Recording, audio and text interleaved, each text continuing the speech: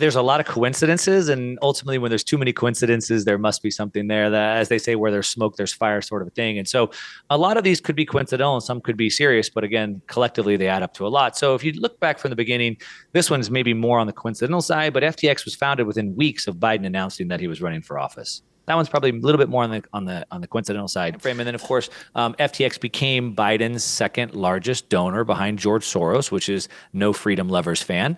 And so they became the second largest donor. We know that he gave about $40 million to midterms to Democratic parties this year, and he had committed or pledged or hoped to give up to $1 billion in the next election. And so it became this dangling that carrot. Yeah. Dangling that carrot. And then we can go deeper, right? So it's like, who are his parents? So both of his parents are law professors, and not just law professors, but tax law professors. His father actually wrote legislation for Elizabeth Warren. Oh, coincidentally, who's the one passing this new Digital Asset Anti-Money Laundering Act? So his father did that, and his father wrote multiple papers on why we need to get rid of cash, right? So his father is in the government already writing legislation about banning cash, and his mother is also tax law as well. But then also his parents collectively are what's called bundlers, which means they're in Silicon Valley meeting with their buddies and collecting money, bundling money together to donate to super PACs. So they're very involved in politics, into the Democratic Party, and in influencing cash, business, and tax and policy and things like that, even writing legislation for Elizabeth Warren. So there's some stuff there. Then we saw that he became a partner with the World Economic Forum. Now, that's another coincidence, but these coincidences start adding up. Mm-hmm. We also see that his aunt also works for the World Economic Forum, and not just World Economic Forum, but also Johns Hopkins University, which was involved in the Pandemic 201, which was the test that happened right before the whole world went into lockdown, which is another coincidence. His brother also started a fund and a super PAC to raise money in conjunction with the World Economic Forum to prevent the next pandemic. So I think it was like $18 million was spent on pandemic stuff, and they were hoping to stop the next one. So you have this deep connection and family ties from his brother, his aunt, the World Economic Forum, Johns Hopkins University, the pandemic, his parents, the bundlers, and it goes on. So then, of course, Caroline, who was the CEO of Alameda, her father taught at MIT, and he was Gary Gensler's boss. Yeah. It just kind of keeps on going. Now, we see a lot of people coming out of MIT that end up in similar situations like this, like almost like MIT could be some sort of a recruiting center. And so people wanted to donate money. Everybody wanted to support the current thing. And so they said, hey, we'll donate cryptocurrency. And so Sam Bankman-Fried said, fine, we'll set this up. We'll collect the cryptocurrency. We'll deliver it. Now, there's some shady stuff there as well. Coincidental, maybe. But what happened is as soon as Sam Bankman-Fried got into trouble, they took him off of the website. They started changing the website. But of course, the Wayback Machine, it keeps the archives of all the web pages. So what we can see is that it's been a while since I reported on this, but I believe they had reported $70 million in donations. And then they updated the website to say that they had only received $60 million in donations. And then they updated the website to say that they had given out, I believe, $53 million in donations. So there's about a $16 million that are missing out of this.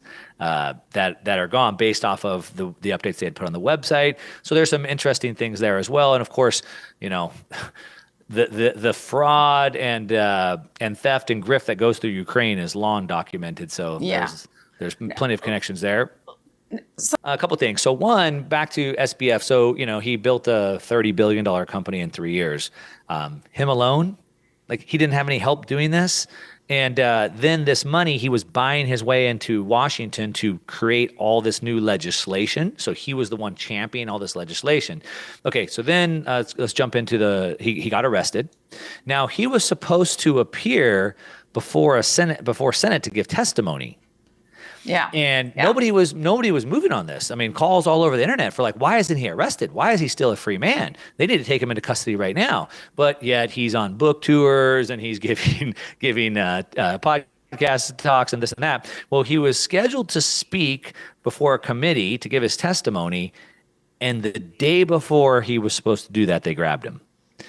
Could that be another coincidence? Right. Like they don't want to hear what he's going to say. Could he be implicating some people?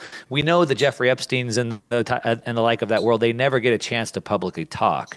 And so he disappeared right before that happened. And when I say disappeared, he waived his right to be sent up to the United States. Extradition. I'm sorry, extradition. Sorry, I'm drawing the blank on that. So he waived his right on that, which means that could have been like about a 3-year, potentially it takes about a couple of years, up to 3 years to maybe get him extradited to the U.S. That's how stories die. That's how stories don't get told, right? I don't mean him dying, but over a couple of years, that thing just fades away. Now, all of a sudden today, it looks like he got brought into the hospital for some mystery illness. And so I would say the coincidences only keep piling up. It doesn't get more clear. Let's talk about the first piece, which again is just coincidental because apparently his father is a tax law professor who's been writing papers on ending cash and wrote legislation for Elizabeth Warren. He was using this money to get into Washington to help write legislation. And what's the first piece? Oh, it comes from Elizabeth Warren. Oh, just another coincidence.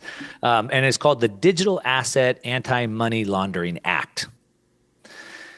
Now, what's interesting about this bill is, of course, these bills don't just get put together in a couple of days or a couple of weeks. These things are written well in advance. And so the timing of it coming out, as well as, like I said, the person who put it out and the previous ties to his father are pretty shady. But this Digital Asset Anti-Money Laundering Act by Senator Warren and Marshall is a direct attack on personal freedom, privacy, and crypto users. And it would have done, of course, like most laws, would have done nothing to prevent the next FTX.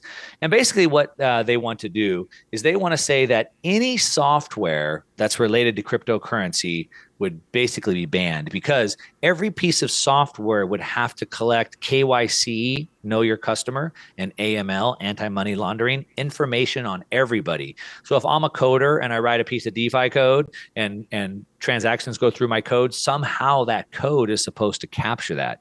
And they want that to apply all the way even to private wallets. And so, of course, the big innovation with Bitcoin and cryptocurrency is that I can custody my own assets. I can go in the App Store. I could download any number of apps and create wallets to start storing my coins. And they would want even that to be regulated. So all of this would have this KYC kind of situation on it. And the problem is that we have this brand new, as I call it, technological revolution, this brand new technology that we don't know where it's going to go. It's so early now. It's like saying electricity, the first application of electricity was the light bulb.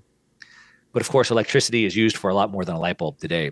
And so they're trying to take this brand new technology and say, well, it must do these things like capture KYC and AML through these checkpoints. Well, it's impossible. Who's Elizabeth Warren? Does she know how to write cryptocurrency code? Of course not. So she's saying, well, it should do this, but it's not possible. Well, if it's not possible and it's a law, then that means you can't do it. And so this is probably the most restrictive one that could potentially really hamstring, shut down the entire cryptocurrency industry if passed. Right. That's a big if. And as you say, the know your customer requirements at every single step of any kind of transaction would be like death by 1,000 cuts. It would just bring the sector to a grinding halt in many ways. But because you mentioned that SBF's father. They both original, the head before Gensler, Jay Clayton, said that it was a commodity. Gary Gensler has reiterated that multiple times it's a commodity. And so what I said is I think a lot of that money from cryptocurrency would find its way to Bitcoin. So if you look at Bitcoin as a store of value and asset, well, then you look at what other assets and stores of value do we have? Now, there's a bunch of them, but I've broken them down into a couple key buckets. And so really we have gold. Gold's at about a $11-12 trillion market cap right now.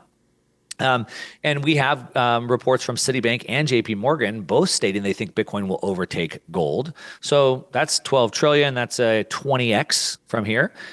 We know that Bitcoin is like an offshore bank account. It's like a Swiss bank account in your wallet. I can custody my money without a counterparty.